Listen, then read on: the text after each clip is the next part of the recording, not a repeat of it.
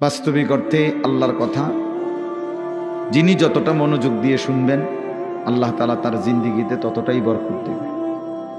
মানুষের পরিবর্তনের জন্য, সংশোধনের জন্য, মানুষের আখেরাতের সুন্দরের জন্য আল্লাহর কথা মনোযোগ দিয়ে শুনতে হয়।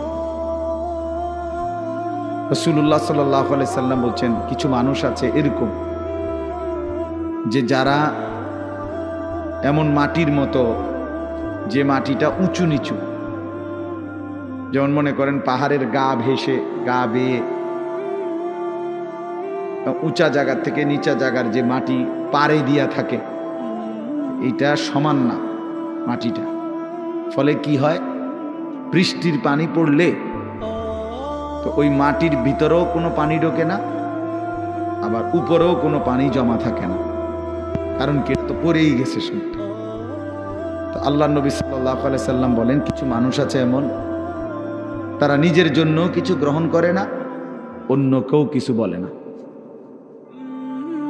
এই মানুষগুলো একেবারেই অপদার্থ।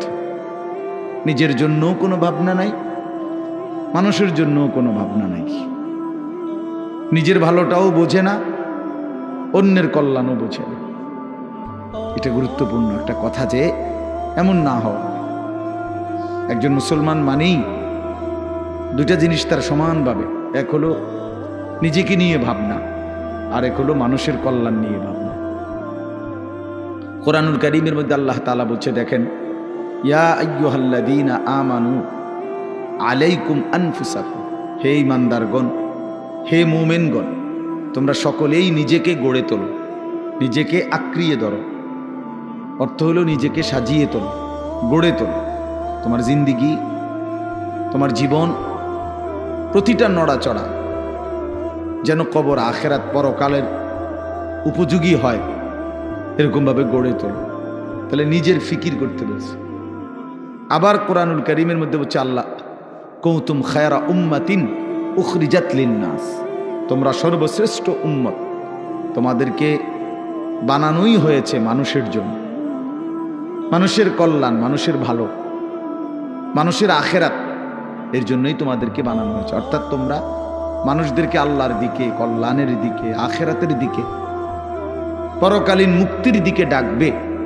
এটা তোমাদের শ্রেষ্ঠতম উম্মত হিসাবে জিম্মাদারি। তাহলে এবার দুইটা কথা মিলাইলে কি হয়, যে আল্লাহ তাআলা একজন মুমিনকে বুঝাইছেন, তুমি নিজের ফিকিরও করবা, আল্লাহর বান্দাদের ফিকিরও করবা। এমন না হওয়া যে মানুষের ফিকির করতে গিয়ে, সংসারের বউ বাচ্চার ফিকির করতে গিয়ে, অথবা এলাকার মানুষের সেবা করতে গিয়ে নিজের নামাজ, নিজের আখেরাত, নিজের হালাল হারামের পার্থক্য সব ভুলে গেছে।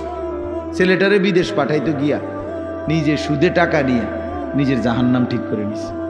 বাহ, কেমন বুদ্ধিমান মানুষ, কেমন বুদ্ধিমান! চিন্তা করে দেখেন, এটা হইল নি কিছু। দোকানদারি করতে করতে সংসারের খরচ মিলাইতে গিয়া এক ওয়াক্ত নামাজ পড়ারও সময় পাই নাই নিজের।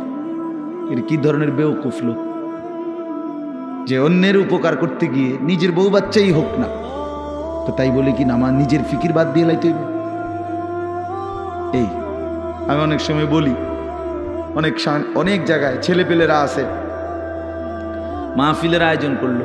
এখন তুমি ভাই মানুষের আল্লাহর কথা শুনবে, আয়োজন করলা, কিন্তু মাহফিলের ব্যস্ততা খুব ছিল, এই কারণে তুমি আসর নামাজ, মাগরিব, এশা পড়তে পারে নাই। কেন? ব্যস্ত ছিল।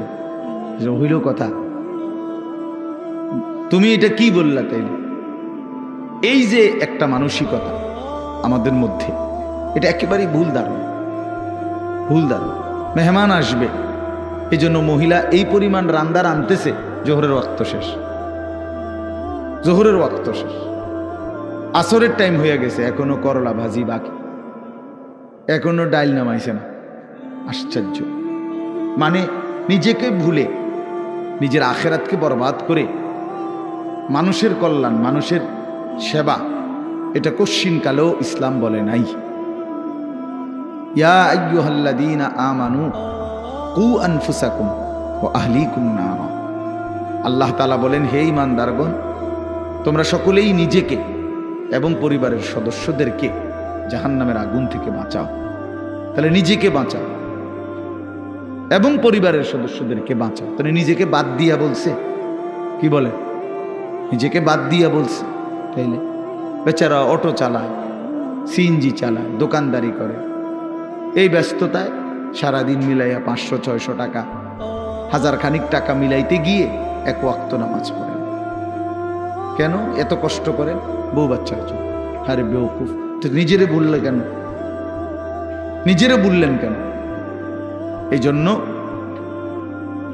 আল্লাহ তাআলা কোরআনুল কারীমের মধ্যে বলছে, মুমিন উভয়টার মধ্যে সমন্বয় করবে। ইল্লাল্লাযীনা আমানু ওয়া আমিলুস সালিহাত। আল্লাহ তাআলা বলেন, যে ব্যক্তি পূর্ণ ঈমানদার হলো, মানে নিজেকে পূর্ণ ঈমানওয়ালা বানাইল, ওয়া আমিলুস সালিহাত, এবং সমস্ত নেক আমল করলো, এরপরে ওয়া তাওয়াসাউ বিল হক, অন্যকে ঈমানের দাওয়াত দিল, ওয়া তাওয়াসাউ বিস সবর, এবং অন্যকে নেক আমলের দাওয়াত দিল। তাহলে প্রথমত নিজের ঈমান ঠিক করলো, নিজের নেক আমল ঠিক করলো। তৃতীয়ত হলো অন্যকে ঈমানের দাওয়াত দিল, অন্যকে নেক আমলের দাওয়াত দিল। আল্লাহ তাআলা বলে, এই 4টা জিনিস যার একত্র হলো, আখিরাতের ক্ষতি বরবাদি থেকে সে বেঁচে গেল। সে কি করলো? বেঁচে গেল। তাহলে নিজেকে বাদ দিয়ে, কথা বলেন না, নিজেকে বাদ দিয়ে, কথাটা জরুরি, এই কথাটা জরুরি। আমার একদিন একজনে বলতেছে যে হুজুর, আপনারা যেরকম নামাজ রোজা করে ভালো কাজ করেন, আমরাও তো মেল মিটিং দেন, দরবার, হ্যাঁ, সর্দারি মাতব্বরি করি, মানুষের লগে মীমাংসা করে দেয়, এটাও তো কত বড় সোয়াবের কাজ। তার মানে উনি বুঝাইতে চাইতেছে আমরা এই সোয়াবের কাম করতাম কারণেই নামাজ পড়তে রাখি না। আপনি এত বড় সোয়াবের কাজ করার কারণে উনি নামাজের টাইম। পাগল কোথাকার, এটা হইল কথা? এটা কি বললা তুমি? তোমারে বুঝি বলছে আল্লাহ তাআলা যে মেল মিটিং করলে আর নামাজ দুইটা সমান সমান, যে কেউ যদি নামাজ পড়ে তাইলে যেই নেকি, মেল মিটিং করলেও সেই নেকি, কাজে যার যেটা ভাল লাগে নাকি? এইটা নিয়ে কথা ভাই বলেন। এই জন্য বললাম নিজেকে ভুলা না, নিজেকে ভুলে না যাও। ছেলেপেলেরা আপনার নিজেকে ভুলে গেছে, আত্মভোলা হয়ে গেছে। এবং আল্লাহ তাআলার সবচেয়ে বড় অভিশাপ কি? কোনো বান্দার উপরে আল্লাহ তাআলার সবচেয়ে বড় লানত কি? আল্লাহ তাআলা কোনো বান্দার উপরে সবচেয়ে বেশি রাগ করেন, এটা বোঝা যায় কখন? যে আল্লাহ তার উপরে প্রচন্ড রাগ করছে। এটা কখন বোঝা যায়? যখন আল্লাহ তাআলা কাউকে আত্মভোলা বানিয়ে দেয়। ফাআনসাহুম আনফুসাহুম, মানে একদম সহজ কথা, আপনি বুঝবেন। যখন কোনো ব্যক্তি মুসলমান হওয়ার পরেও মুমিন পরিচয়, সে জানে সে মুসলমান, কিন্তু কোনো বন্দিগি, কোনো ইবাদত আমল কোনোটাই তার কাছে ভালো লাগে না, টোটালি সে বিষয়টা বুঝেই না। কোনো দিনই ফজরের নামাজ পড়ে না, কোনো দিনই পড়ে না। আমার এটা কি হাইওয়ান? একদিনও ফজরের নামাজ পড়ে না, এটা কি ধরনের চতুষ্পদ জন্তু?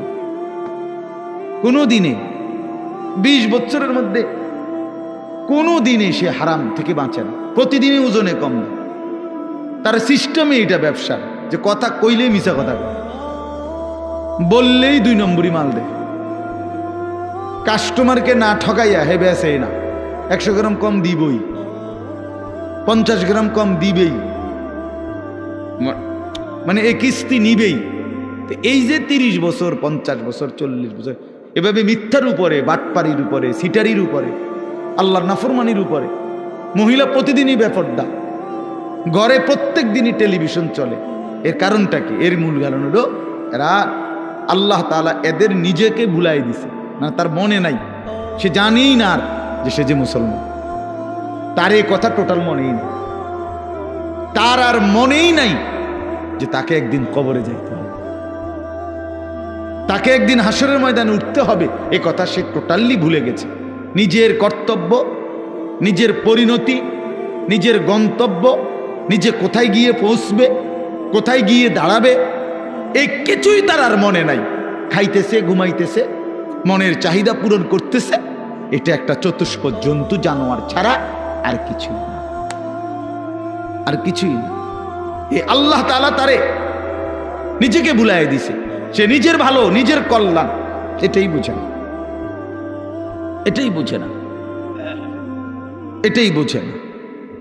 নাহলে আমি নিশ্চিত আমি হারাম রোজগার করলে আমি জাহান্নামে যাব। বেটা আমি জাহান্নামে যাইয়া তুই ফুতুরে ভাত খাওয়াইতে হবে, আমি এত ঠেকা পড়লাম কেন?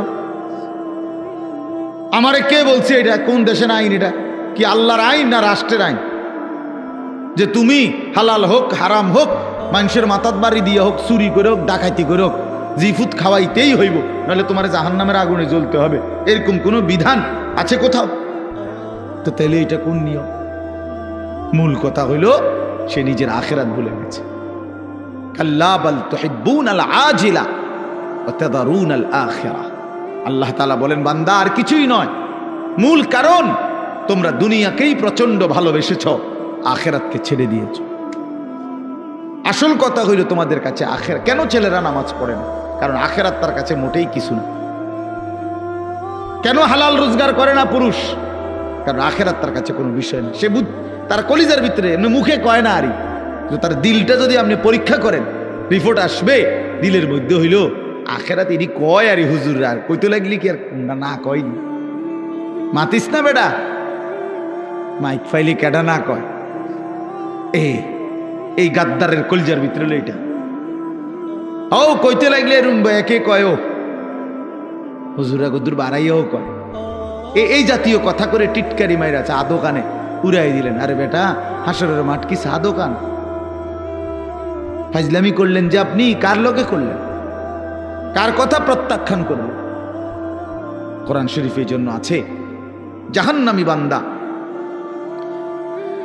ফেরেশতা যখন জাহান্নামে ফেলবে, ইজা উলকু ফিহা, যখন নাফরমান বেঈমানকে ফেরেশতারা জাহান্নামে ফেলবে, সামিউ লাহা শাহীকাও ওয়া হিয়া তাফুর।